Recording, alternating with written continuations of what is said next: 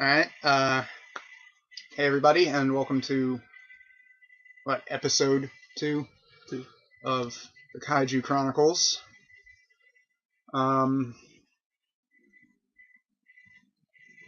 We just got back from the theater, watched the new Godzilla, the 2014 one, and,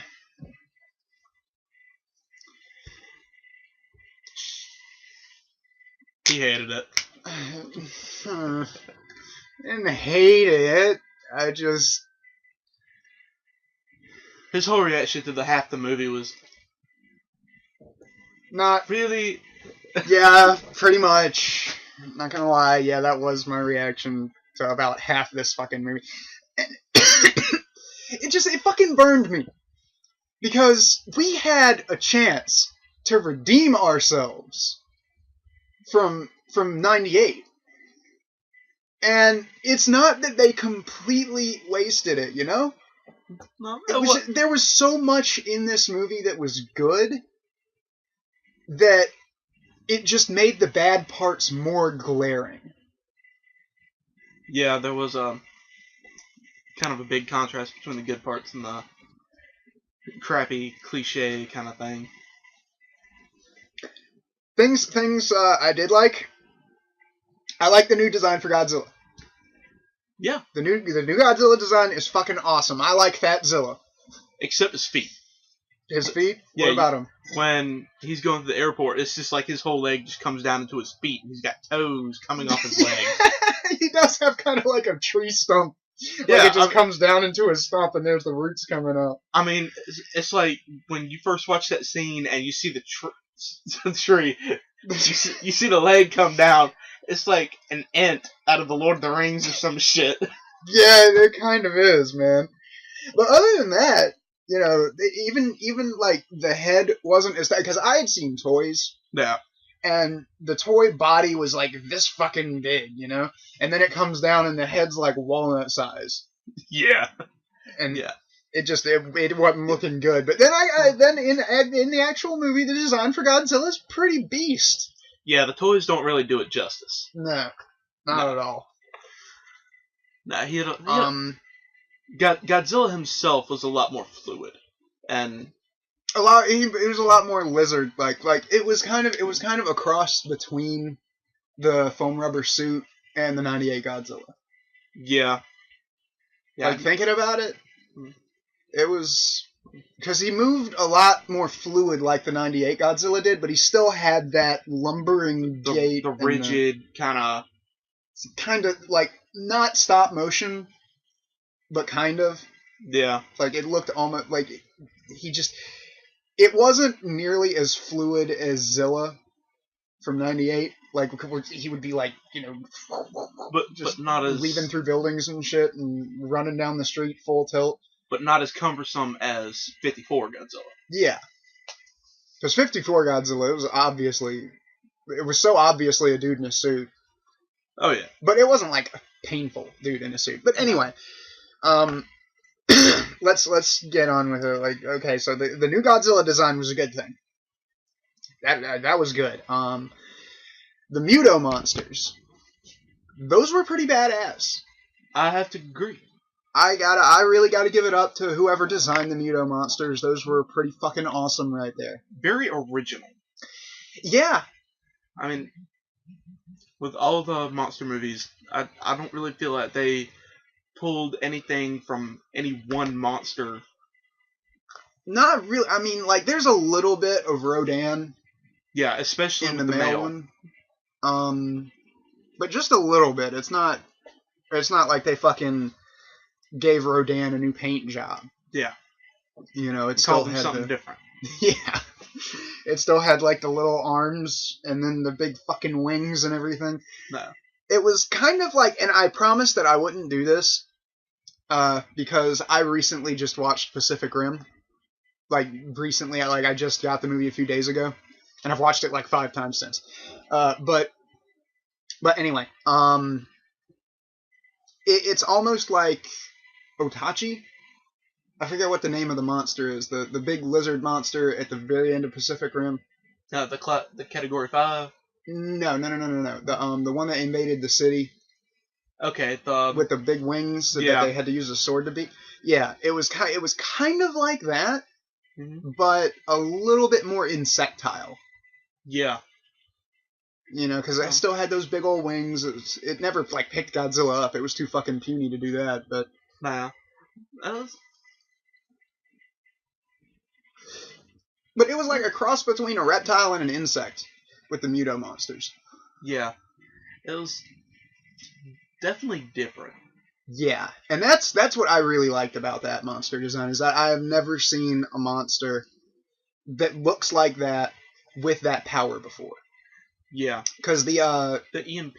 The monster in Pacific Rim, Leatherback, the big gorilla one, he had an EMP blaster, but it wasn't like this. Like, it was that one took out a whole fucking city. This one had what, like a 200-meter radius, something like that. Which one are you talking about? The one from Pacific Rim, it had like a 200-meter radius. Yeah. No, this one had like a 200-meter radius. The one from Pacific Rim took out like, I think, went off for miles. No, the one from Godzilla had a several mile radius. Really? Yeah, that's why they had the halo drop. Oh yeah, okay.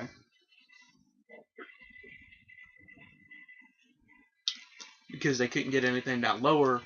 Because it would kill the plane. Yeah, because the EMP would kill the plane. I'm a little confused though. Does the EMP happen like every time they walk, or do they have to activate it? It looks like they kind of have to activate it. I mean, it seems kind of like a defense mechanism. Like, yeah, because they would get attacked. It never happened until they got attacked. No. And then they would do the ground pound thing, and But I don't know. Okay, what my issue with them having a EMP is. Supposedly these are from a time when Earth yeah, was 10 times more irradiated than it is now. That's a very good point, actually. Oh yeah. I think I get what you're going for here. But okay, continue. So we're talking several 100 million years ago. Mm-hmm. What the fuck was electronic back then? I mean, really, EMPs don't affect... I mean, unless there was... physical organism, like organic systems. Unless there was a predator, aside from Godzilla back then, that the EMP would kind of ward off or affect, I really don't see the point in it. Well, maybe they're going to do something like the monster from Son of Godzilla. Remember the bully monster? Son of Godzilla fucking sucked, but... Yeah, that's why I don't remember it. No, you remember the bully monster. It had, like, electric powers, like it would grab onto Minya and Godzilla and shock them. Yeah, I think I kind of remember that now. Like, it would like, grab Godzilla in a big old bear hug, and then, like, it would have, like, the electric blue shit coming out of its fingers. Yeah, I think I do remember that. So maybe they're thinking about not resurrecting that monster, but doing something with that concept. It was Kong. Yeah, because that totally was Frankenstein. Yeah. But, anyway, Mama Muto was cool. I didn't get how fucking big it was until they had him meet. Yeah. When the thing stole the warhead and gave it to her. And it's like 3 times the size of them? At least 2 times. Yeah. Mama Muto was fucking huge, man. No doubt. And the designs on those monsters were really badass. Oh, yeah. I mean... like, best Godzilla monsters in a long fucking time. Like, I would say since Destroyer. Yeah. Yeah, pretty much since Destroyer. Because Zilla is officially Godzilla canon. From 98. Hey, don't worry, Godzilla killed it. But it's still... Hallelujah! But it's still a canon monster. So technically Zilla exists within the Godzilla universe. Yeah. So taking that into account, and all of the movies before this, these are some of the coolest Godzilla monsters ever. Yeah, I'm gonna have to agree with that. Like, right up there with fucking King Ghidorah. King Ghidorah and... Destroyer and all that. Yeah. No. Gigan. Gigan. I can't wait to get to Gigan. Okay. Another good point in this movie's favor, but it's also a bad point, is Bryan Cranston. Yes. I was really, like, I love Bryan Cranston from Malcolm in the Middle. I haven't watched Breaking Bad yet. Me either. But I have a lot of respect for the dude as an actor. I know he can be really good. Great actor. He is really good in this movie. Like, that dude has fucking chops, man. His performance was amazing. Without a doubt. He was definitely one of the best actors in the whole movie. Like, honestly, and this is where the bad point with Bryan Cranston comes in. If they hadn't killed him off. What? Spoiler alert. Oh, they know. Don't worry, I'm gonna put something in the description or in the title or something to let people know that there's gonna be massive spoilers. Okay. Like, we're not skimping on this. This might be a fucking 2-hour talk. But okay, if they hadn't have killed Bryan Cranston's character off, like, fucking 30 minutes into the movie, he could have carried the film by himself. His performance was so fucking good up to that point that he could have just, if they had kept him and, like, fuck Kick-Ass. Yeah. Just if they had just never gone that direction, Bryan Cranston, it would have been fucking awesome. I would have no complaints. Yeah. Aaron needed a smaller role, and Bryan Cranston did not need to fucking die. Exactly. And speaking of people with small roles in this movie, Ken Watanabe. Oh man, he got fucking shafted. I mean, like, what, 15 minutes of screen time? Fuck that. No, he had a little bit more than that. Okay, 20. Maximum 25. Okay. Like, taking into account scenes where he's not, like, the focal point. Yeah. Where he's just kind of there. He had maximum 25 minutes of screen time in the movie. And he got railed so hard with that. It was such a disappointment that they didn't give Ken Watanabe's character a bigger role. Yeah. I mean, especially being Dr. Serizawa. Yeah, I mean, if you're gonna fucking throw back to the original, he should have had a much larger role. I mean, Serizawa was one of the key players in the original Godzilla, and you're gonna take him and delegate him to this scientist who just, like, thinks the Mutos might do this. Yeah. I mean, for him to not have any sort of role in getting rid of the monsters, other than saying, "Don't nuke why them. the fuck are you gonna nuke them?" Yeah, we'll get to that. But I mean, yeah, I feel really bad for Ken Watanabe. Yeah, that was majorly disappointing because every time he come on, he just played the same. It was like the same 5 lines. Yeah. Over and over again. And I mean, he had more lines than that, but he always delivered them in the same way. Because that was all they fucking gave him. He was always this brooding scientist who just had theories and no real data to go on. Yeah. And, I mean, you would think that after researching this shit for fucking years. Since 99. Yeah. That he'd have a bit more to go on. But, I mean, technically, I could see where they didn't, because the Muto monster had to cocoon itself. Yeah. So all they had to study was a fucking cocoon. Yeah, that was pretty much it. And, I mean, for like, what, 14, 15 years? Yeah, as a cocoon? 15 years. And I can kind of see him being thrown for a loop there. But, I mean, damn. Yeah, they could have done something more with his character. That was disappointing. And the backstory. I mean, for the monsters, for Godzilla. I mean, that he just like exist because in the original Godzilla he was mutated from.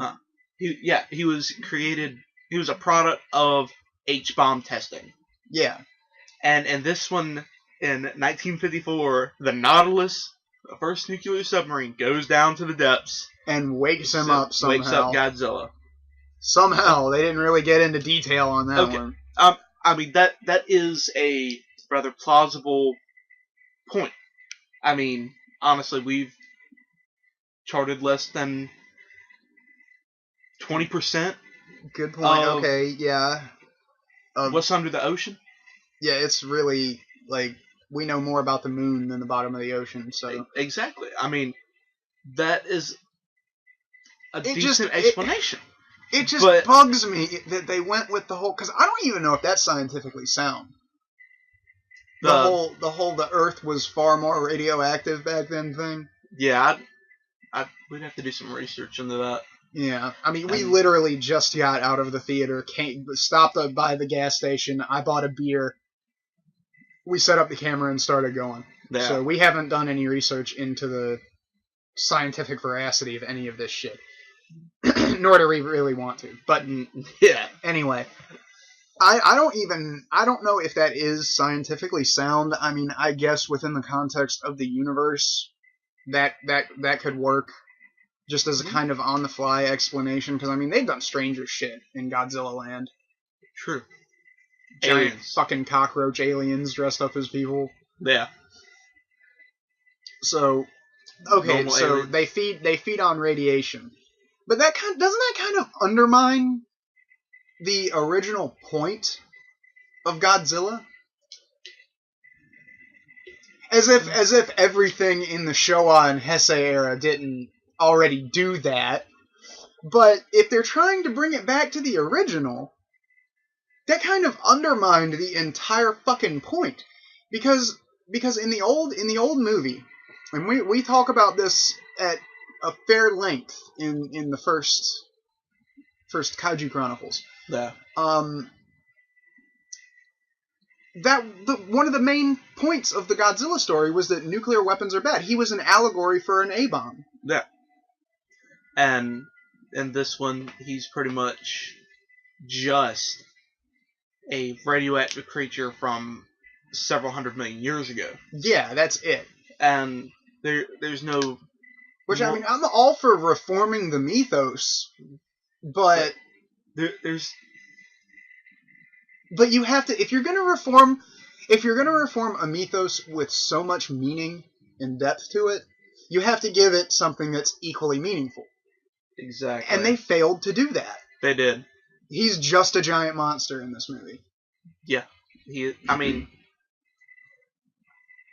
I hate to say it, but Zilla kind of did a better job portraying... Ouch! Portraying the true meaning of... The true origins of Godzilla.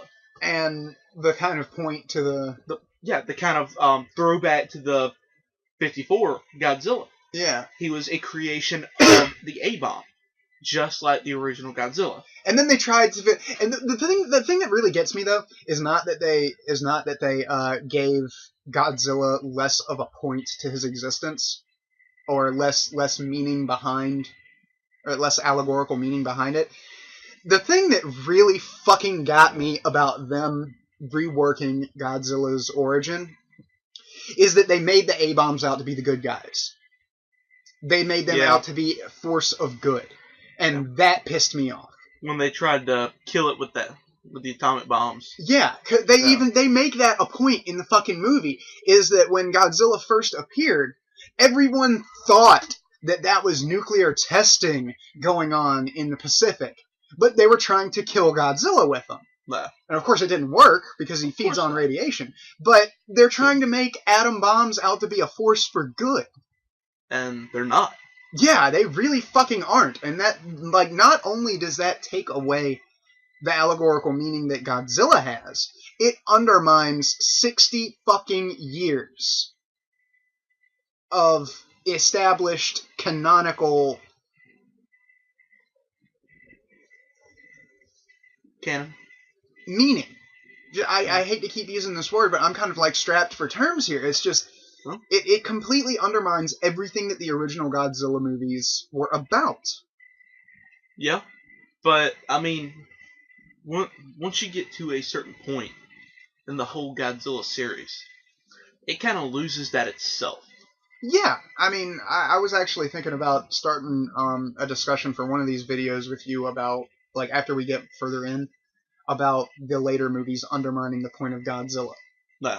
Kind of taking the punch out of it. But, I mean, like, Toho's bad decisions aside, after the first few movies, this was like, I heard this hyped up as they were going to get back to roots. You know, like they were going back to the original thing. No. I didn't even know until like a week ago that there was another monster in this movie. Really? Yeah. Because I thought that they were going back to the original Godzilla. It's going to be man versus monster. Like Godzilla it shows up, bucks shit up, and leaves. Exactly. And we try to stop him, and then we have to pull some kind of crazy invention out of our ass to kill him. Right. I thought that was what they were going for in this movie. And then I find out that there's another monster, and that completely reworked my expectations for it, because I'm like, okay, they're going for another monster. That's cool. I don't mind that at all. It can definitely be a Godzilla movie with another monster in there. But there has to be some monster fighting. Yeah. And there wasn't! Okay, there was at the end. At the very fucking end. Okay, and you did get the little glimpse of watching a TV through a TV. That was bullshit. Monster fight. That was bull fucking shit right there. That pissed me off so bad. Like, if you've seen Tommy Oliver's video with his dad when they did this, what we're doing right now, he was right. This movie will give you, if you're a fucking old school Godzilla fan, this movie will give you fucking kaiju blue balls. It will. It really fucking will. Cause they pull it so fucking horribly. It was just so cock tease. Right from the fucking first time. Like, okay, the first time the Muto shows up, they have the giant cocoon, and they're all trying to fix it up so it can't escape. And then the monster busts out and it lays waste to this entire facility, and it fucking spreads its wings and it flies off, and everybody's like, oh my fucking god. And it is so cool. It is so fucking cool. Because you get to see the monster, and it just badass. Just this thing is fucking people up. It's doing the EMPs. It's just awesome. And then, like, the first time Godzilla shows up, it's just like some spines in the ocean. Yeah. And then, like, you get a little bit of stock footage that they made for the movie. It's not like they took stock footage of the old Godzilla movies. I mean, they like, had, like, reels where you get to see a little bit of Godzilla. Yeah. Pre-made for these specific points in the movie. But, then it goes to Hawaii. And the male Muto is fucking Hawaii up. And, then Godzilla shows up. Yep. And they're just about to fight. I remember it now. They're just about to fight. Like, Godzilla and the Muto fucking see each other. And it was like something out of the Old West. Yeah. Old-fashioned just standoff. This was a Mexican standoff between these two monsters. Like, they see each other and it's like, what the fuck is you? I'm the king of the monsters. Who do you think you is? And then they come together, and they just, like, they're right here. And it's cuts. Like, monster throwdown. Fuck yes! And then the fucking screen cuts to black, and it goes to a fucking news report where they barely have any footage of these monsters fight. It's like a fucking helicopter footage. Yeah. And the camera keeps jiggling and cutting out, and you're like trying to get punch of Godzilla. Yes, go Godzilla. Wait, what the fuck are you guys doing? Go back to the fight. Go back to the monster fight. Well, I do have to point out, I really do wish I'd had a camera trained on you just to record my reaction. Just to record your reaction for that part. I mean, that pissed me off. Your reaction to that was priceless. I thought you were gonna have a fucking aneurysm. I thought I was too. I thought I was about to pop a fucking blood vessel in my head, have a fucking stroke or some shit. That made me so fucking angry that they get the two big monsters together, and it's like, this is like what? In the first 30, 45 minutes of the movie? 45 minutes later. Yeah, something like that. So by this point, this is a 2-hour movie. By this point, there should have been at least one giant monster fight. Because if you're gonna make a movie, this is like Toho law. If you're gonna make a movie with more than one giant monster, they have to fight within the first hour. And you have to see the fight. At least partially. And I'm not talking about, like, news reports with shaky cameras and cut-up footage and shit. I mean, like watching the monsters duke it out. I don't think that happened in Volante. Really? Really? Well, Violante was kind of a fuck-up. Yeah, that on was... Toho's part. That wasn't one of their better movies. Yeah, that was like a 3 hours waste of my time. Yeah, Violante wasn't that good. But yeah, Violante aside, even with like Son of Godzilla, within the first hour of that movie, you get to see the monsters fight. Even if it is just Godzilla's son. You could have stuck with that movie, Archie. I mean, well, it's like... Son of Godzilla is like universally recognized as the worst Godzilla movie of all time. Yeah. It's fucking terrible. I'd rather watch 98 than I would rather watch 98 than Son of Godzilla 2. But... Cheer for the Rain Man. But at least you get to see the monsters fight in that movie. And they had some pretty cool monsters. Yeah. I'll give them that. But in this one, it's like they get right to the first monster fight, and you're like, yeah, I'm gonna get to see Godzilla fucking throw down with this thing, and then Godzilla's gonna get his ass handed to him, because that always happens in the first half of the movie. Godzilla's gonna get his ass handed to him by this the male Muto, and then he's gonna come back strong, and he's gonna rip that fucker's head off and throat fuck him to death. Yeah? And that's what I was expecting, was they're going to have a big monster fight, Godzilla's going to lose, and then they're going to go into later in the movie, and Godzilla's going to come back, and he's going to rip these sons of bitches apart. Didn't happen. Fucking blue ball. It's an anticipation builder. It's a bullshit anticipation builder. I'll agree with you. I'll agree with you on that. It is bullshit. I mean... Serious bullshit. I mean, at least give us actual film footage of at least a couple of minutes. Yeah, at least a minute. But you don't even have to. I wouldn't have even been so pissed off if they had just like they don't even have to fulfill my expectations of like a 5-minute monster fight. Godzilla gets his ass kicked.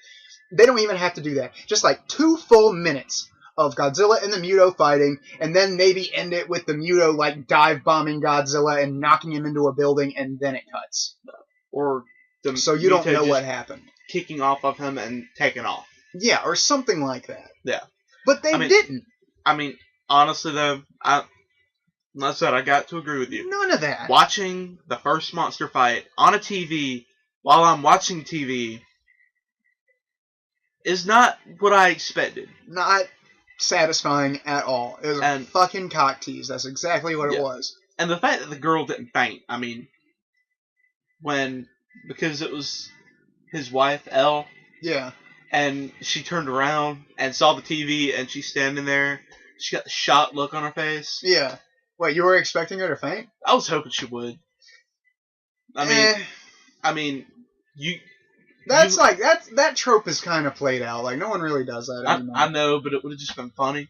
It would have been funny, but that's kind of gone. Like that's kind of a taboo in filmmaking nowadays. I would have laughed. Like you're not supposed to do that. I would have laughed too, but you're not supposed to do that anymore. I mean, honestly, it really is played out. Though. No, but I mean, seriously, you've lived your whole life. Okay, there's no such a thing as giant fucking monsters. And then apparently in this one they don't even have giant monster movies because nobody's ever seen anything like this before. What you talking about? The kid had he had dinosaur toys. No, he had a monster movie poster. Really? Yeah, in his room. I guess I needed to watch the movie again. You've seen this was his second time seeing it. I'm going off first viewing here. But I mean, just you turn on the TV and there's giant monsters duking it out like fucking Hawaii. This isn't just like a TNT Saturday night movie. This is like literal news. This is on CNN, your local news, everything. This is breaking news worldwide. Giant fucking monsters hashing it out on Hawaii. I don't know if that would necessitate a faint. I'd probably shit myself. I would probably have shat myself too. I doubt I would have passed out though, just from shock of seeing that. Admittedly, this does take place in the modern era. No, So this is like a current movie. This movie happens in present day. present day. So people nowadays are pretty fucking jaded. Like, they'll shit themselves, but they're not about to faint. Nah. Okay, and then there's the second time they fucking pull a cock tease on you. Okay. When they're in, is it Nevada or San Fran? For which part? When Godzilla and the Muto are about to go toe to toe, and then the doors close. Yeah, that was in Frisco. Yeah, that pissed me off so bad. Because she's getting into the shelter. Yeah. Yeah, that's the scene from the commercial. Godzilla roars and the doors shut for the subway or that was such bullshit. Because whatever. what I was expecting, because this is once again 2-hour movie, one monster fight. They had Godzilla and the Muto meet, and it was Mama Muto, and Daddy Muto was running around some fucking where. Yeah. Jacking off probably. And fertilizing them eggs. Damn right. But but they have Godzilla and Mama Muto finally meet. And that's the big Muto monster, so you know this fight is about to get fucking epic. Oh yeah. They're about to fucking rip each other to shreds. Shit's about to go down. Lay waste to the city. Frisco's about to be rubble. Exactly. And you see all the people running into the fucking shelter, and the woman runs in, and it does this low shot, and you can see the skyline out of the doors, and the doors are shutting, and you see Godzilla and the Muto, and Godzilla roars, and the doors shut. Cut to the military guys. Yeah. What the fuck is wrong with them?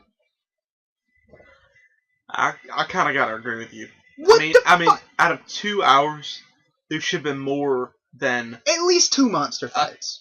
A 20-minute cutscene fight. I mean, you get a little bit of fight, you go back to the military guys. Then, giant monster fight, back to the military. And it's just... And I mean, I wouldn't have minded them cutting it up like that if they had given us more monster fight. Yeah. Like, that's what this movie really comes down to. That's its biggest disappointment. Is honestly, lack of is. monster fight. I mean, that's one of the big drawbacks. Because, I mean, you look at... Like, I swore I wasn't going to do this, but I can't really help it at this point. Because this is the last 2 American giant monster movies to be released. And they come within, like, what? 7 months of one another, release date-wise? Like, 7 or 8 months? A year. Maybe a year? Year tops. And Pacific Rim. And I hate comparing this Godzilla movie to Pacific Rim, but Pacific Rim did it so much better. They had the human drama element. They had characters that you loved and you really wanted to see more of in a world that was insanely interesting. Yeah. And they had the giant monsters and the giant robots, and they had these things fight. There's like 4, maybe 5 giant monster fights in the whole movie. They don't even fucking skimp you at the very beginning. Yeah. Like, at the very beginning, the guy he's narrating the whole thing, and he's like, you know, I was 15 when the first kaiju attacked San Francisco.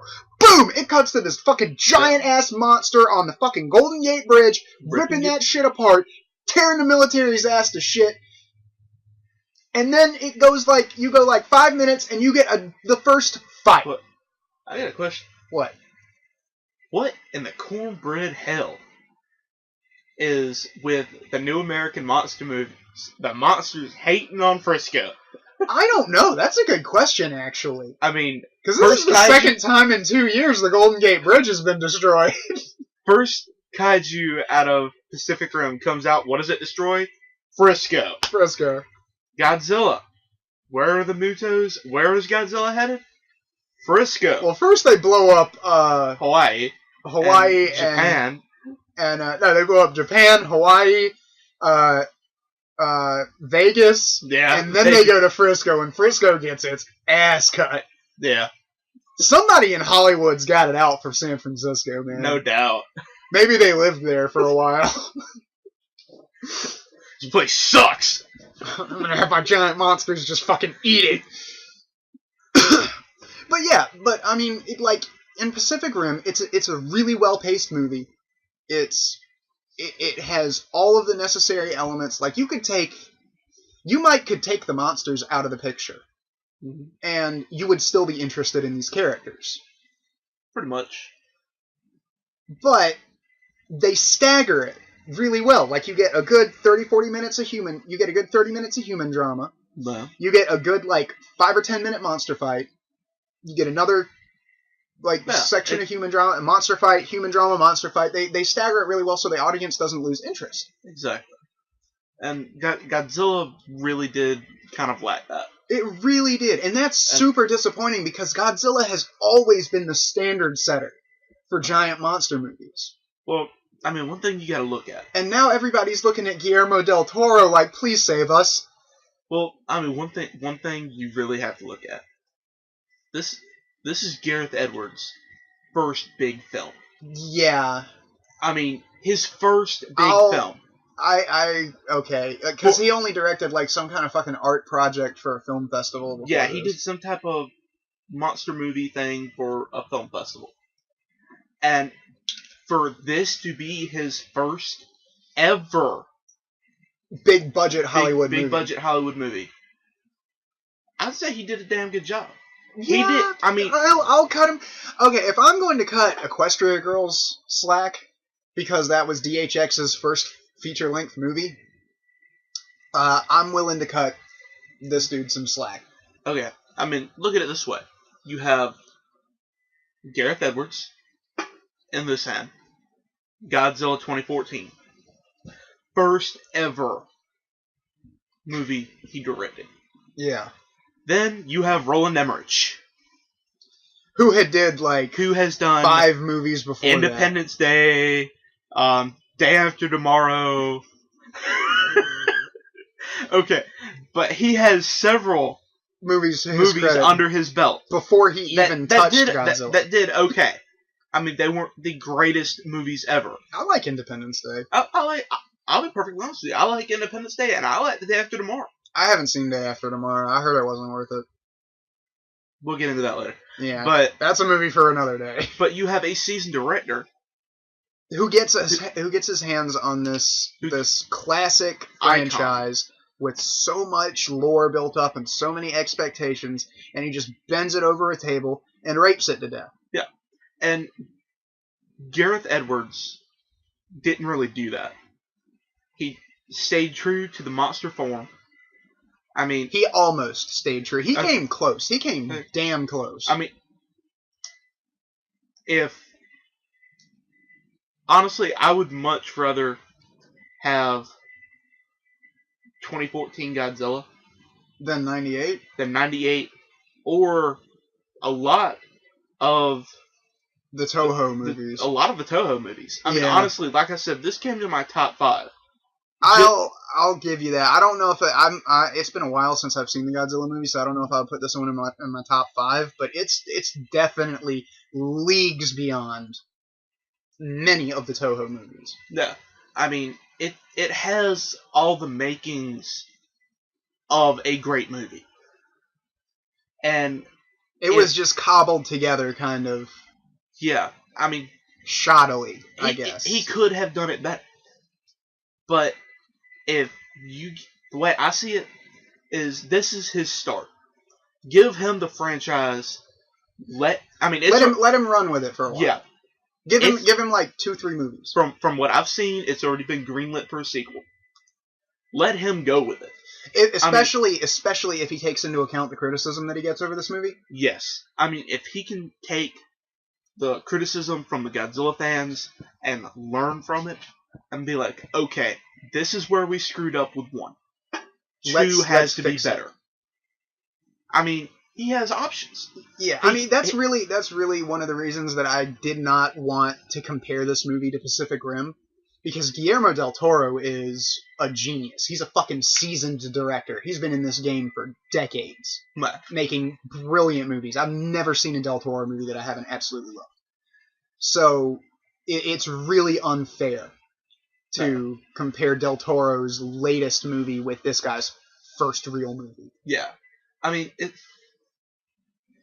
but there's nothing really else to compare it to.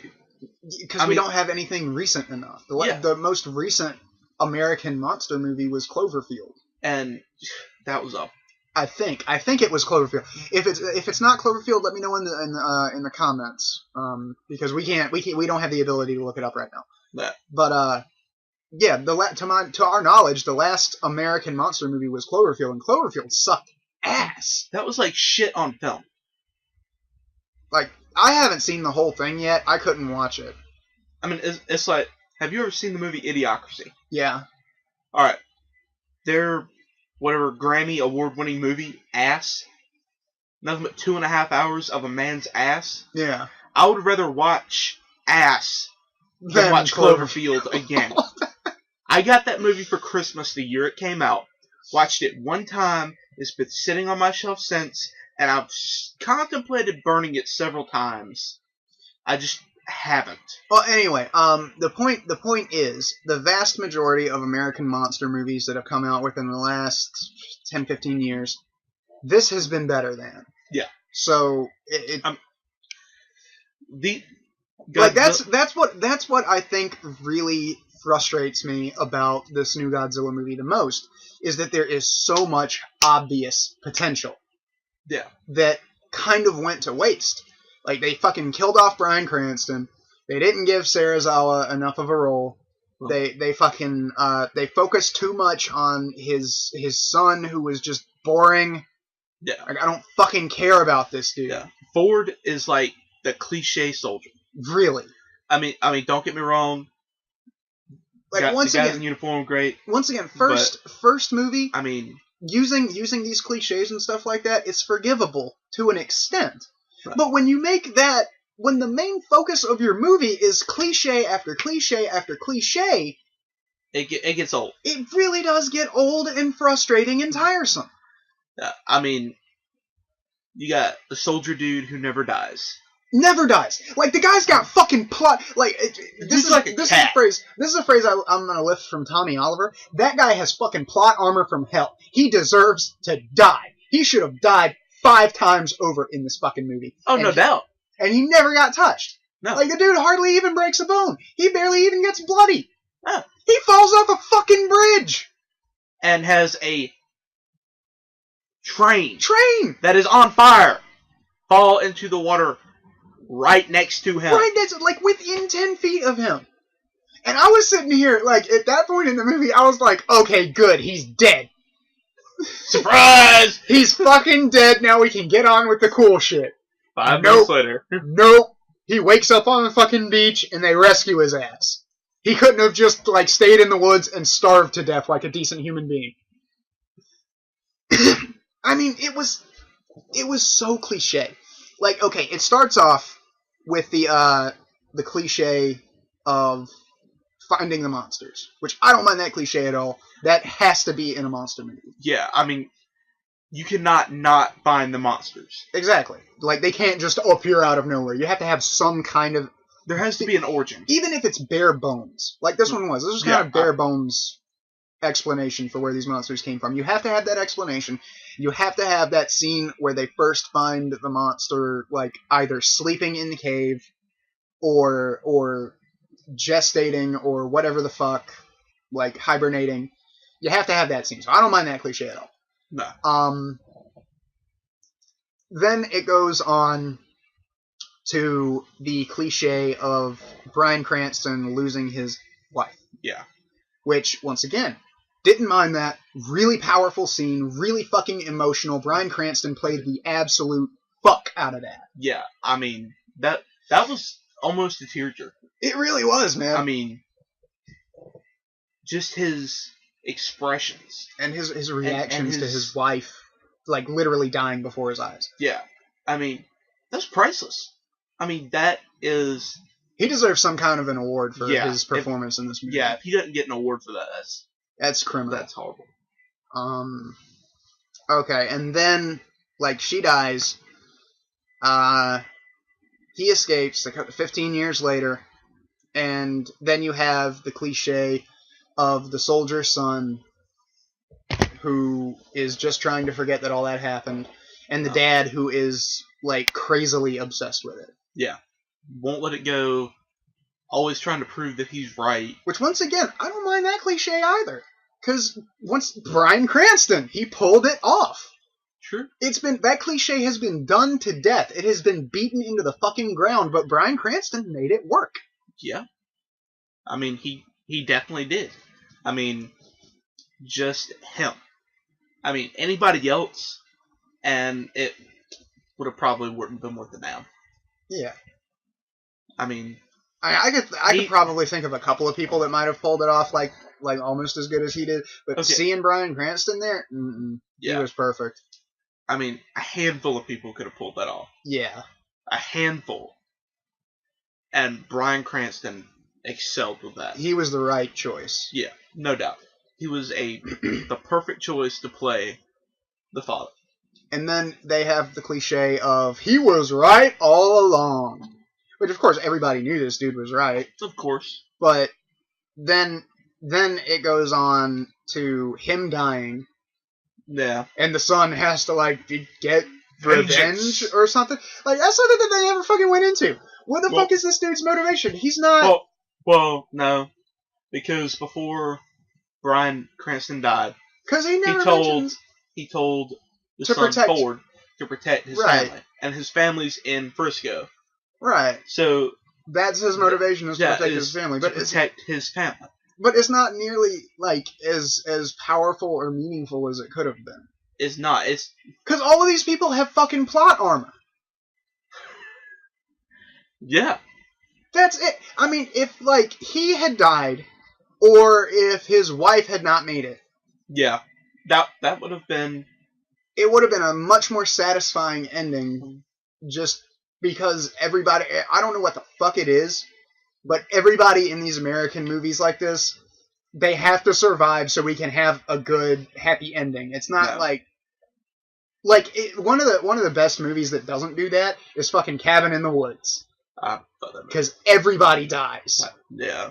The whole world dies. The whole world dies. And well, alright. But anyway. What would have been a great ending would have been is if his wife died. Yeah. And Or him. One of the two. If he had gone up with the nuke. Yeah. Ultimate sacrifice, getting the nuke away from the city. Would have been great. Yeah. Could have lived with that, no problem. Whatever. Or if she just hadn't have made it out. Yeah. Godzilla had stepped on her. Or something like that. Or knocked a building down onto her. Or she got caught in the atomic fire. Something. That's one thing I would have liked to see a bit more of. The atomic fire? Yeah. Yeah. I mean, 3 times. That's it. Yeah. 3 times. That's really disappointing. In the last 15 minutes? Something like that, yeah. And I would have liked to see... I wasn't expecting him to, light the Muto up in the first fight in Hawaii. No. But at least in the second fight. Yeah, he could have done it a lot earlier. Yeah, I mean, I understand waiting for that big reveal, because that's what everybody was waiting for. No doubt. Was Godzilla's fire. So holding it off until the end is not a bad idea, but it fucks up when you don't give us enough payoff. Yeah. I mean, we've been sitting here through this movie for an hour and a half, and we're just getting to the monster battle. And now we have to wait. And Godzilla doesn't see this motherfucker across. Okay, I have to give them. When you see the tail light up, that was so cool. When you see the tail light up, that was so much. There's the Muto monster, and it's looking at Ford. Because he had just lit the egg sack on fire. Yeah, he had just blown up the nest. And it's sitting there you was the one who killed my babies. And then all of a sudden there's this giant wall of smoke off to the left. And you see these blue lights pop up. and it whips around, and it's Godzilla's tail, and the light travels all the way up his tail, and the smoke kind of parts, and Godzilla appears, and it's like, you're fucking dead, asshole. And then he just inhales, and you can see the chest just bow out. Yeah. And then he just lets Boom! loose. And that's like, you fucked up. Yeah. I mean, the delivery and execution of that. That was brilliant. Yeah, that was perfect. Would not have changed that. At all. No. Only thing I would have changed is have him use it more. Yeah. Because once Godzilla got pissed off, the Mutos were dead. Yeah. That was it. I mean, like all it took was for one of them to put him into a building. Yeah. And it was over. Yeah. I mean, like they really did in a straight up fight. Like when they were tag teaming him. Yeah. They kind of had him a little bit. Yeah. They kind of did the thing that should have happened fucking 45 minutes ago. Yes. I mean, when they were both getting in on him, they had him. They really did, man. I mean, they had his ass on the ground, ripping at him. And I wouldn't have minded if that had come in the second Muto fight with the one where the doors close and then it goes to the army guys. Like, if that had actually been a fight and they had done the Godzilla getting his ass whooped thing right then, and then they had had, like, the military distract one of the creatures. Yeah. That wouldn't have been bad. That wouldn't have been bad at all. But they pull it in such a way where the only way Godzilla can beat these things is because, like, if Ford hadn't have blown up the nest, yeah, Godzilla would have died. Yeah, that's the way they kind of... And that really pisses me off because Godzilla has never needed help from humans before. No. There might be one movie out there where Godzilla has actually needed help. No. From humans, specifically. Like, he's always had, like, Anguirus and, like, a couple of monster friends. Well, I mean, you got Space Godzilla. I still haven't seen that one, so. And Destroyer, because they had the ship with the freeze ray on it. Yeah. But, I mean, Godzilla wasn't, like, a good guy. Yeah, he wasn't in that movie. No. Well, see, but he's not really a good guy in this one either. He's just the alpha predator that they want to win. He's the less... Bullshit. They play it like he's such a good guy. They play it like... They never come out and specifically have people with signs like, yay, Godzilla! Okay, the movie kind of plays it off like that. But, like, what you get from Ken Watanabe is, like... Yeah, specifically from Ken Watanabe. Specifically from him. It's like... They're two giant forces of nature. We don't have anything to get them We with. can't actually fight them. Yeah. Godzilla has been here since 54. And he's never done anything. He's not done anything. These creatures showed up and fucked shit up. And Godzilla is like... Which, I don't know if that pisses me off. Yeah, I mean, Godzilla's been there for fucking 60 years? And he's never done anything? What the fuck has he been doing all this time? Swimming? Well, I mean, they did kind of play it off. He's been doing laps around the fucking Pacific? Hey, he's been exercising, man. He's been sleeping for several million years. Then why is he so fat? He's had 60 years to get into shape. Hey, he's doing his best. It's hard work getting skinny.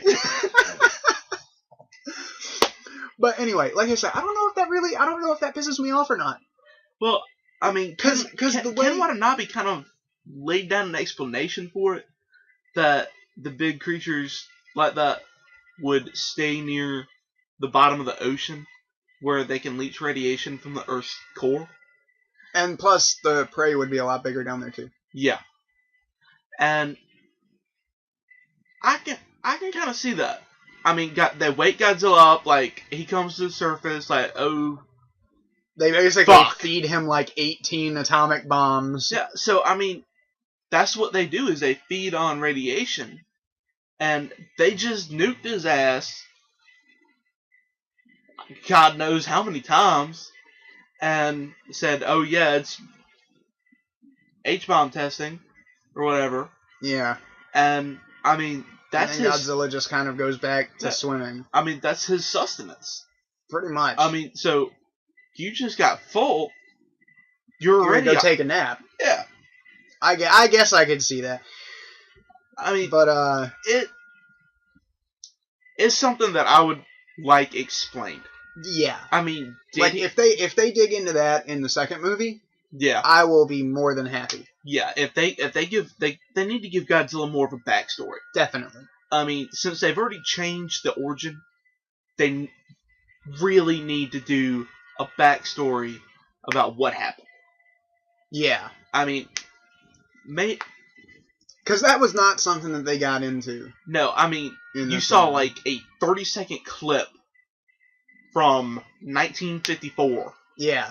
With cutscenes from old footage of nuclear tests, and then one that had Godzilla in it. Yeah. And that's all you saw was the spines and the upper part of his back. Pretty much. I mean, there was like a little glimpse of the head, but I mean, but no, the whole movie played it off like Godzilla was the good guy. Like Ken Watanabe was the only part of the movie that was like, no, he's a force of nature, he's a giant monster, he's not good or evil, he's just kind of here. No. Every other fucking time in this movie that Godzilla shows up, he's the good guy. Like fucking like when he's fucking swimming along with the Navy. That pissed me off. Why? It's not just, okay, I can understand Godzilla having a single-minded determination to get to the Muto and kill it. Okay. Just because I'm the fucking alpha predator on this planet. You want to fuck with someone, you come fuck with me. Yeah. It's not that he's protecting the humans. Right. He's killing another threat. Yeah, to himself. Yeah. So that I don't mind. Why is the military so fucking close to him? Why did they do it in the Toho movies? I don't know. That just really bothers me. Like, I'm sure when we watch the Toho movies, that's gonna bother the fuck out of me too. You got this giant fucking 400-foot tall fire-breathing lizard, and you're gonna get right next to it and be like, oh, let me get my phone and take a picture. That's Godzilla. Come on, what the fuck are these idiots doing? Yeah, like when Godzilla decides to go to birth, they fucking like they are so close to him that the shock waves from the waves coming off of him when he goes underwater move the boats. Yeah. Why are you going to be? Your guns can reach him from further away if you have to. What good are they going to do? Exactly, but I'm still like, no. You have a better chance from farther away. No. And then like Ken Watanabe gets plot armor too. At one point. Mm. Yeah, when Godzilla dipped under the carrier that he was on. Yeah, specifically the one that he was on. Because the way it happened is like Godzilla's coming, like, okay, Ken Watanabe's thing, his aircraft carrier is right here. Godzilla's coming this way. And all of a sudden, like, the spikes break the water, and then they go back under, and the tail flies up. And just stands straight up, and then it comes back down. You get this big shockwave, and everybody's like, brace for it! And, nothing really happens. No. And then he goes underneath, and he comes up on the other side, and just starts fucking up the rest of the Navy. Yeah. Like, Ken Watanabe's freighter is the only one that Godzilla does not touch, and there is no explanation as to why, other than Ken Watanabe's on it. Yeah. That's it. Fucking plot armor. So, I mean, that kind of pissed me off. That I would have been happier if Godzilla had just, like, busted right through the whole fucking Navy, and Ken Watanabe had gotten off, like, on a life raft or something. Yeah, or if somebody had picked him up out of the ocean. Yeah, or, he had gotten a life vest or a life preserver or something like that, and then they had flown, like, helicopters out there looking for survivors, and they found him. Yeah. That would have been cool. But no. Ken Watanabe has plot armor, and by extension, the aircraft carrier that he is on cannot be harmed. Yeah. I mean, that's pretty much it. I mean, I'm not saying kill Dr. Serizawa. I'm saying, like... That's exactly what you're saying, Nana. Don't make... No, I'm saying... You're disappointed because Serizawa didn't kill him. No, okay, yeah. But no, I'm saying kill Ford. I hated that character. So Dr. Serizawa needs to kill Ford. Yes. For no other reason than just for me to see it happen. I just want to see him shoot him. Here, take this pill. Exactly. What happens? Micro-oxygen destroyer. What happens when two characters with plot armor get into a fight? You get a Hulk versus Loki.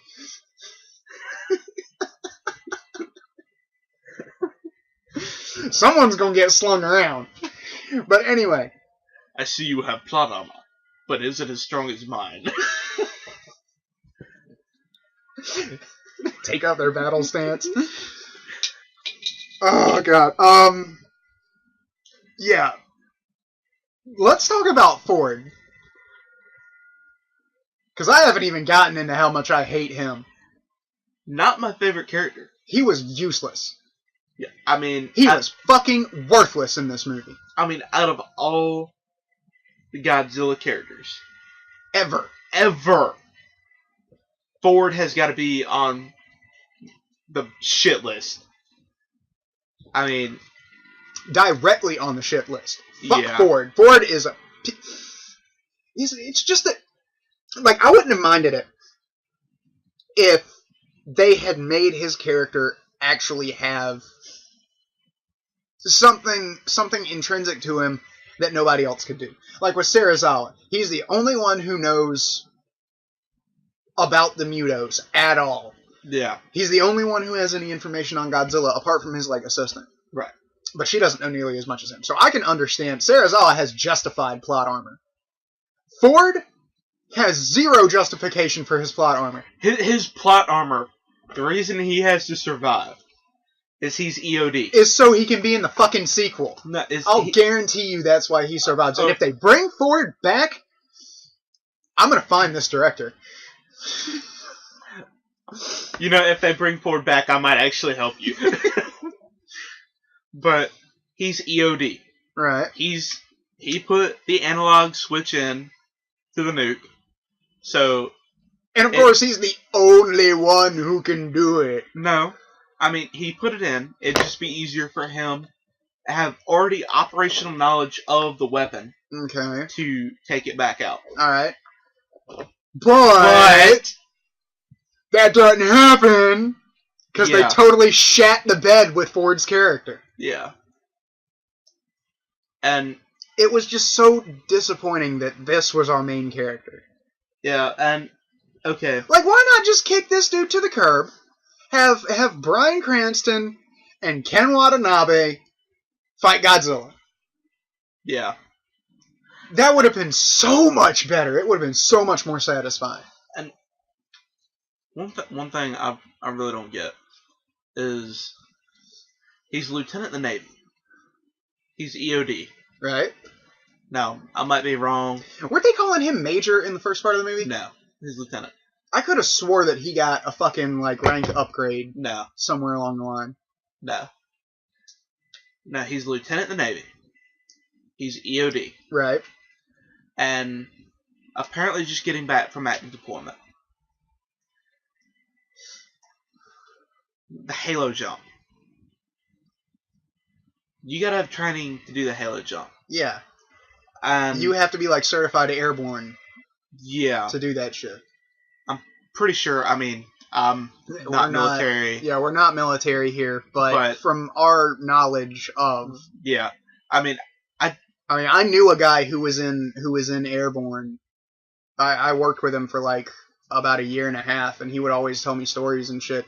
And from his description, the first time you make a jump, you have to go with someone who's experienced. Like, you have to literally be strapped to a more experienced person. Yeah. So, being EOD on deployment on the ground, Army. Yeah. You would not know what the... Huh? He's Navy. He's Navy? Okay, Navy. Because he specifically said in the movie, he's Navy. Okay. Well, you... Still, being Navy, even EOD Navy, you would not know how to fucking make a jump. You wouldn't know when to deploy your parachute.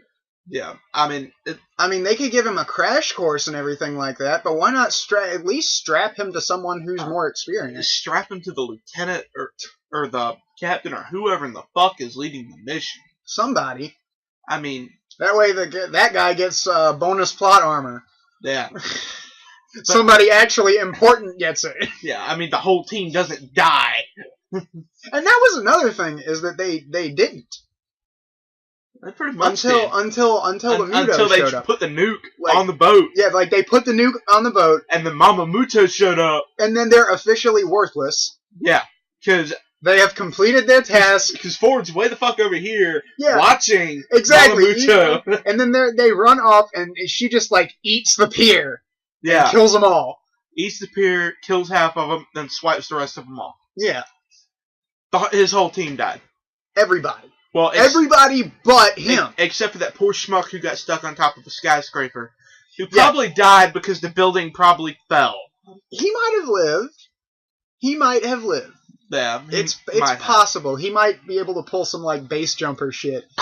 Because he still had his parachute. He'd already deployed his chute. Okay. It'd be worth a try. Alright. Maybe I'm wrong. Because... like I said, we don't know anything about the military. We're not well versed on the mechanics of parachutes either. But when you jump out of an airplane, don't you normally have a main chute and a reserve chute? Yeah. I mean, so the guy... the reserve chute is just so that you don't die when you hit the ground. You're probably going to break your legs. No, the reserve chute is in case your main chute fails. Yeah. You can strip it off and deploy your reserve. So, I mean...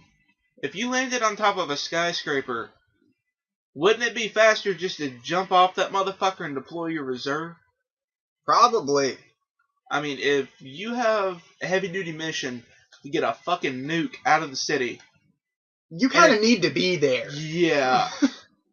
I mean... and taking the stairs isn't...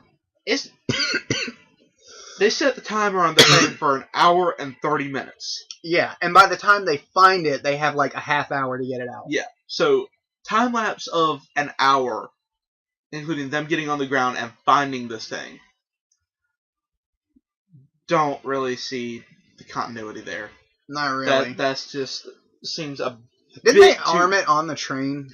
No. No, that's right. They picked it up. Yeah, once they got it to the boat the first time, they armed it. Right. In the fucking bay.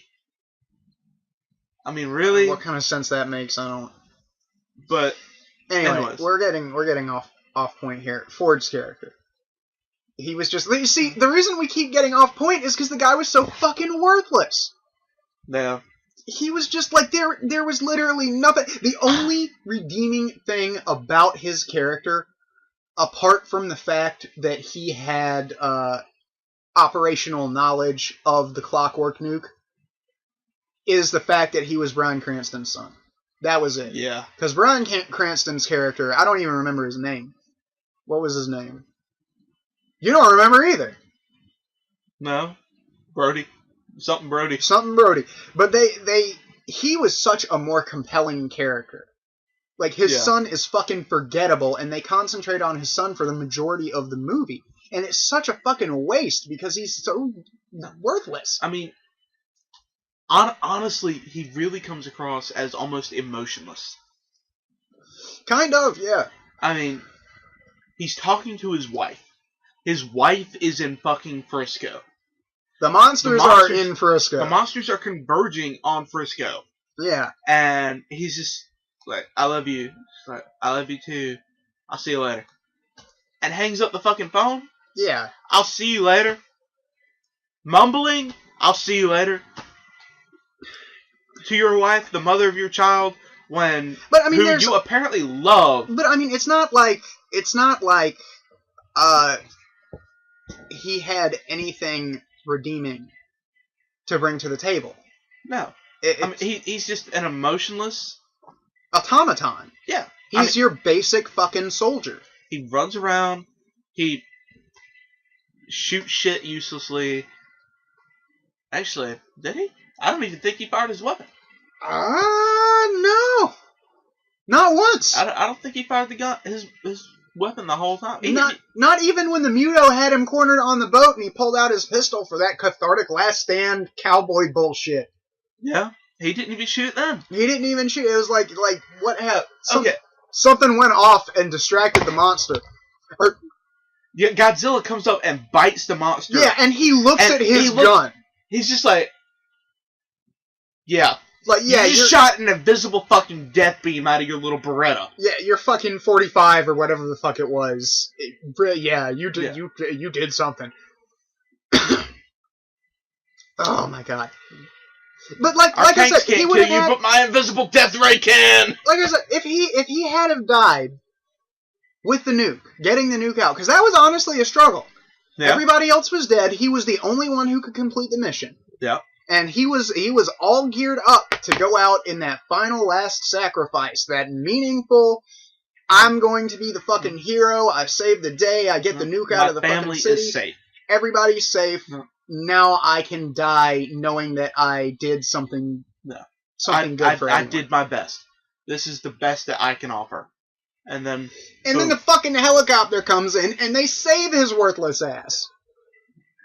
Yep. I want that character dead. Maybe he'll die in like the first 10 minutes. I sure fucking hope so. I hope they bring him back just to kill him in the first 5 minutes.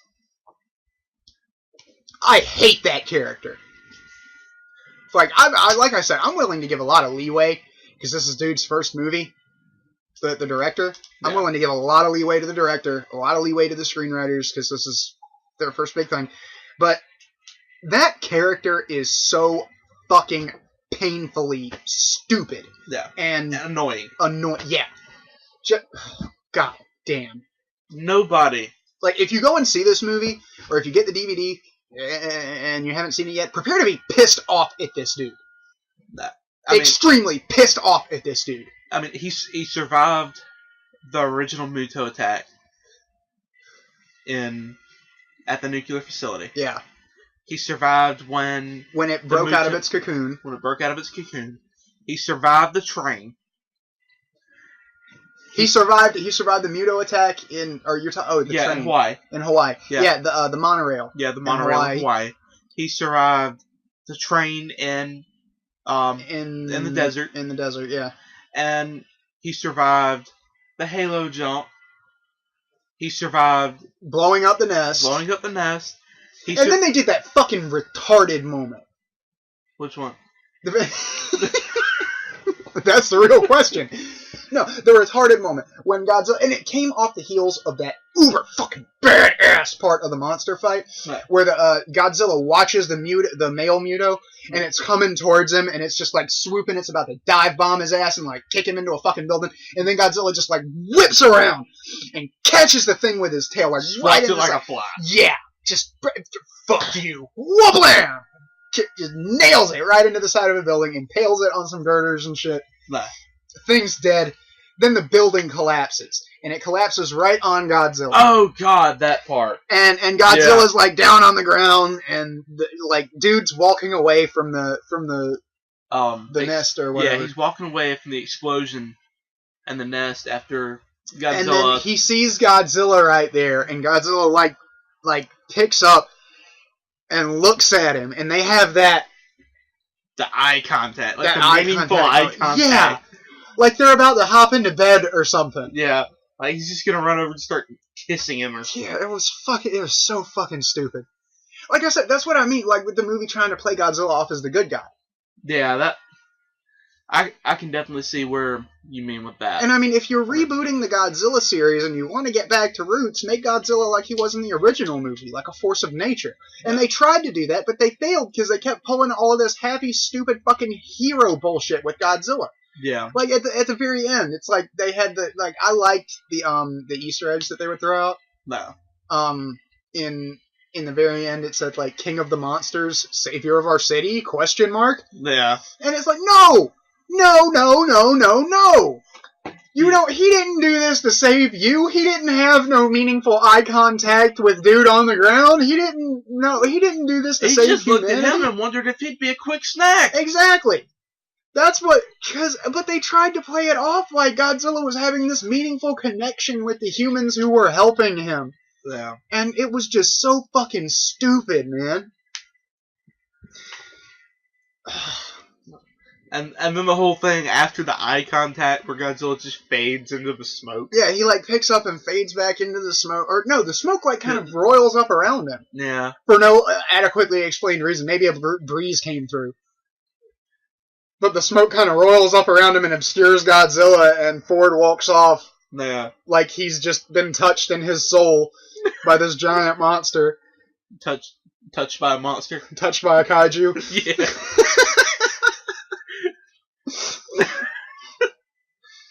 But the monster fight ultimately was really badass. Yeah. It was, especially when he finally kills Mama Muto. Yeah. Because like they're having the fucking the moment where Ford is on the boat and he pulls out his gun because the Muto's about to fucking eat him and the nuke and the boat all at once, which probably would have been more entertaining. But yeah, probably would have. But like you can only see the Muto. The Muto is the only thing in frame, and you see him like holding his gun up, and then all of a sudden you hear the crunch. Yeah. And he looks at his gun, and the Muto's face, and it just kind of drops, and like he gets this tick.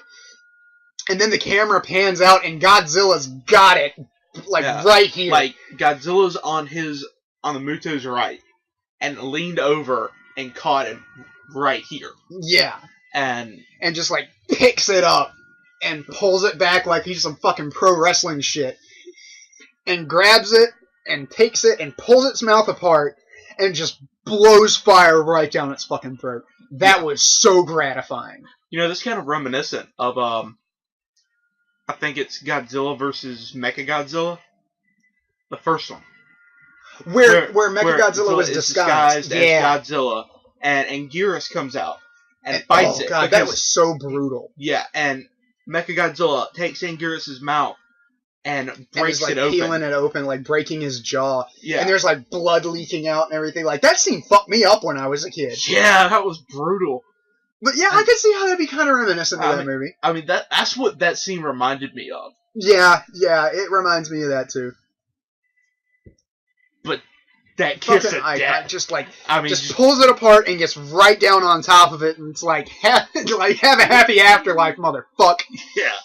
Boom! And just hits it with the fucking nuclear fire, and like it burns out its throat, and like he just peels the head off and comes up roaring like, and then like walks back into the city. Who's the master? And collapses. He just walks back. That was fucking hysterical. And he walks back into the city. Like they do this whole thing where he kills the last Muto in the bay, and Godzilla walks back up on the land, and he finds him a nice spot that's just completely rubble, and just kind of drops on top of it and passes out. Nap time. Yeah, he just needed a nap. Well, I mean, after you just spent the past, however long it took, 30 minutes? 30 minutes to an hour or whatever of them rumbling in the city. He got his ass handed to him for a while. Yeah. I mean, you'd be pretty damn tired, too. Yeah. I mean, so I And guess he just decided to sleep for a day. Yeah, he just like takes a nap while they're cleaning up the city and everything. And then they show you Godzilla, and the people are like cleaning up the rubble around him like he's fucking dead or something. Yeah. And like the nostrils flare, and the eye opens, and Ken Watanabe's standing there like, he lives. Like Ken Watanabe, he pulled that off great. He looked like he just nut in his trousers. Yeah, he did. And then Godzilla kind of gets up and walks out to the bay, and he's like, alright, I'm done fucking your shit up. Just glides right in the water. Yup. And Ken Watanabe is just sitting there like, I think I just came in my pants. He really did have that like, trousers full of spooge look. Yeah.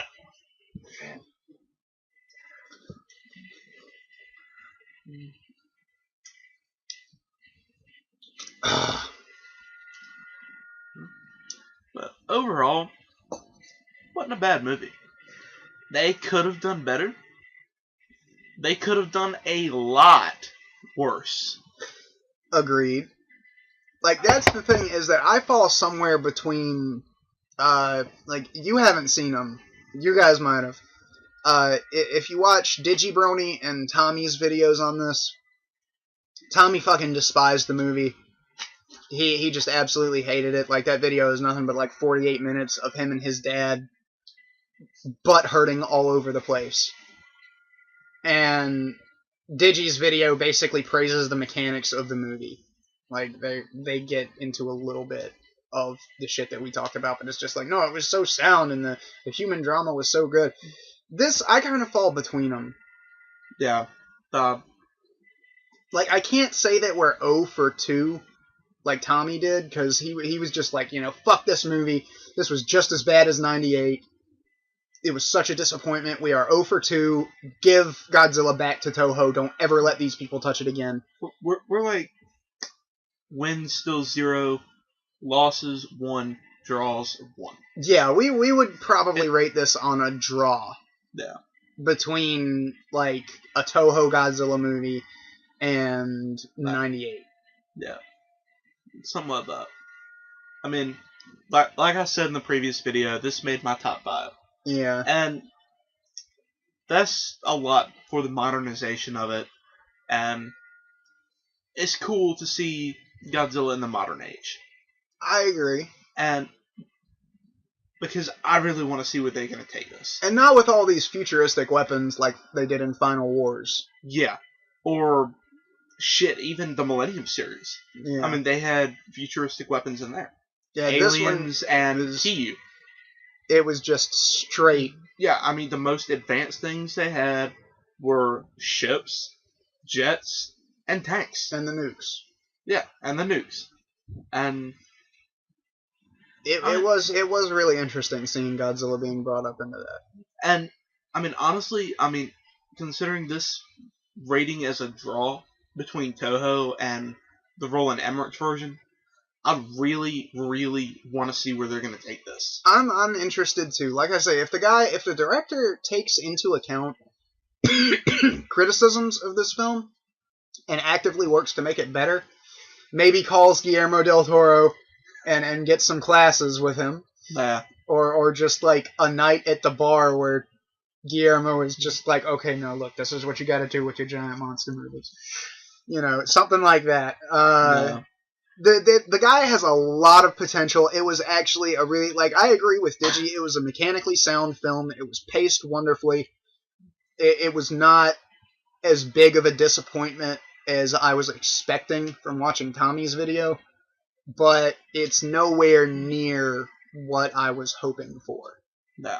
And I mean, there's no pleasing everybody. I'm kind of a hard-ass, old-school Godzilla fan, so maybe I'm judging it too harshly, just because of nostalgia. But it's not that bad of a movie. I mean, yeah, in its own right, it's not that bad. It really isn't. I mean, but coming from old school, growing up with Godzilla, it kind of detracts from who we grew up with Godzilla as. Yeah. And I can see giving him a new start. I mean, you got a whole new generation. And I mean, he did, like we say, it's not that bad. This is actually a good introduction to Godzilla for the new people who've never watched the old movies. I mean, unless somebody in your family had a Godzilla movie, you probably didn't grow up watching Godzilla at our age. Yeah. I mean, there are a lot of people our age who I know, what the fuck's Godzilla? Yeah. I mean, except oh yeah, that's that movie with Matthew Broderick. And you just want to bitch slap him. Yeah, you just want to hit him. I mean, so it's a good start for somebody. One thing you can definitely say for this is that it is so much better than the Matthew Broderick, Roland Emmerich Godzilla. Oh, no doubt. So much better than that.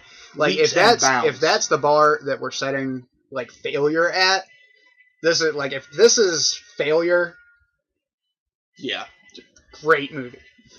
It's actually a really good movie, despite how fucking useless Ford was. Yeah. Despite the lack of big monster fights. Yeah. Despite killing off Bryan Cranston and kind of shunting Serizawa to the side. It's actually a good movie. So I personally, from an old school Godzilla fan, I would recommend seeing it in theaters, if for no other reason than to say that you did, because it really is an experience. And also just to help it at the box office. I mean, it's not really going to go nowhere if people don't go see it. Exactly. And while there are negatives that detract from the overall experience of the movie, it's still a good movie. Yeah. And like, if you're walking into this with no conception of who Godzilla is, and you're not overly critical on useless characters and things like that, you'll love it. Oh yeah, you'll fucking love it. Go see it. It's totally worth. Like, our theater charges $9 for an adult ticket. Totally worth the $9. No doubt. I mean, it is totally worth it. I mean, I paid $14 to go see it at a theater in the big city. Paid $9 here to go see it again. Yeah, it's definitely worth the money. And like we said, if this gets enough help at the box office, then they'll make a second one. And hopefully they'll do a better job. I mean, because the possibilities are endless. With Godzilla, yeah, they really fucking are. Yeah, I mean, you have your own universe to go to. You have only to look at some of the crazy bullshit that Toho pulled off. Exactly. To see how endless this goes. And they could also bring back classic monsters. They could. I mean, they could bring back King Ghidorah. Anything. Gigan, King Caesar. No. Ebera. Now, if they did that a little bit differently, I wouldn't mind that. A modernized Jet Jaguar. Now that would be really cool, because Jet Jaguar was one of the most, like, stupidest Godzilla monsters, because it was actually designed by a child.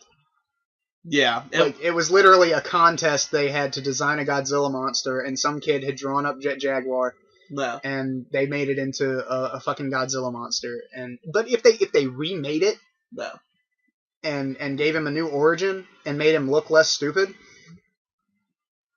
that would be really cool. What would be a good plot for the next one would be to have Godzilla running out of radiation or whatever, where in the hell he's getting it. Yeah. I'm guessing he's lingering on radiation from 54. Probably. Have him start attacking the cities. Mecha Godzilla. That would be something I would love to see. That would be cool. Especially that would be really after Pacific Rim got such a good showing at the box office, because that thing made what was it, 108 million domestic? No. Something like that. It was fucking ridiculous how much money that movie made. And I mean, America is finally coming around to the big monster, giant robot. It's like we're finally catching. Like, we had some shaky starts. Yeah. With 98 and Cloverfield and King Kong. Yeah. And now we're finally hitting our stride with Pacific Rim and this new Godzilla movie. Yeah, I mean, America is finally starting to get into the giant monster culture. And it's really, kind of exciting. It really is exciting. Like, this is like making history here, like movie history. I mean, especially if this continues. I mean, like, because we always leached off of Japan's giant monster culture. We would take those movies and we would dub them horribly. And yeah. And then we would release them like it would be like straight to VHS shit. Only a couple of Godzilla movies actually went to theaters in America. I think 54 and 2000. 85 went to, didn't it? 98? No, 85. It might have. Anyway, I don't know. That's inconsequential. Point is, only a couple of the Toho dubbed movies made it into theaters over here. Yeah. So we really are, like, America really is starting to kind of hit its stride with these giant monster movies. I mean, we started out this past year. We started out really strong with Pacific Rim. We got kind of a hitch in our giddy up on this new Godzilla movie, but it's not like we fucking face planted into a pile of dog shit. Yeah. I mean, So there's hope for the future. There's a lot of hope for the future, and I'm personally going to be following this new director's career Oh, no doubt. with a lot of interest, because he's proved himself more than competent. Oh, no doubt. I mean, he just needs to stop listening to the people who fed him all those fucking cliches and the useless characters. Yeah. I mean, he can go far. Really? I mean, if he can take this Godzilla and run with it and do what I personally have faith in him that he can do, he's going to make a killing. Oh, yeah. Good career out of this. Oh, or at least a good career starter. Yeah. But, anyway, I reckon we're going to wrap it up. Those are our thoughts on the new Godzilla movie. We hope you guys have enjoyed this ramble, however the fuck long it is. Hang on, let me see how long we've been going for. An hour and 30 minutes. Well, you were almost to your 2-hour prediction mark. We're under time, actually. So, yeah, thanks for watching, everybody. We hope you enjoyed this bullshit that we just put you through. Well. And we will see you guys next time on the Kaiju Chronicles. See you later.